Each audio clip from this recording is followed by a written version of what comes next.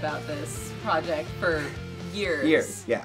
And knowing Alana and knowing that, you know, she's really into film and she's been getting more and more into Sailor Moon also made us just jump on it, especially now with the revival of Sailor Moon around the world and now finally in the United States.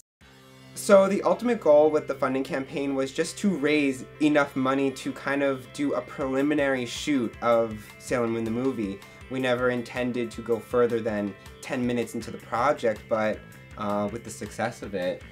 And it's lucky that we did raise more than our projected $2,500, because as we got more support and as things got more and more complicated, things also got more and more expensive. So we had to then go to locations because we had an obligation now to our fans to make this as good as we possibly could. So we had to go rent out locations. The locations needed to be listed as additional insured, so we had to get an insurance policy. We had to get a cinematographer and a sound person. We had to get lights to make the shoot look good. So it snowballed and had this effect that now the project is massive and we've added material in. And that was our ultimate goal, actually. We wanted to see if we got more money, we knew that we would continue with the film and expand upon what we had started with. We used social media to its highest power for this project.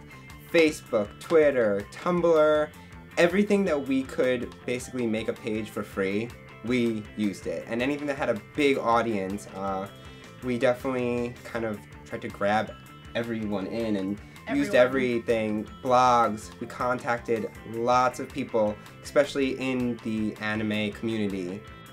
Everything, you know, worked absolutely amazingly. We were updating every day, we were reaching out to the fans, replying to all their comments, both good and bad.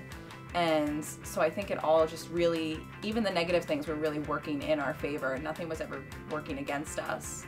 Yeah, and it was good for the fans to know that, like, somebody was listening and that we were taking their constructive criticism and actually we would change things based on good suggestions. So, because it's a movie for everyone, and we wanted to be accessible to those people.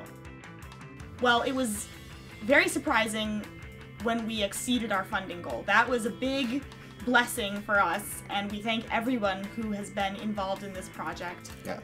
Whether you donated $1 or $500, you helped us to this was our dream and then surpassed. We surpassed our dream. So it's better than we ever imagined it would be. And the highlights of surpassing our goal are being able to go further with the project. We got so much more stuff, as we said before. I would say tips for people trying to raise money or become filmmakers is get a crew and have open communication. It does not matter if you're the most professional crew out there. If you don't have communication, you're not going to get anywhere.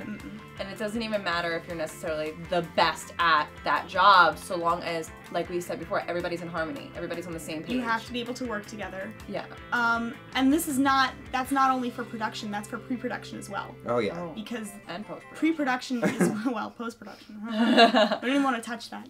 But pre-production, like the fundraising process, you have to always know what everyone else is doing. You have to be in communication and you have to be a good communicator. You have to be able to work with other people, even if that means compromising.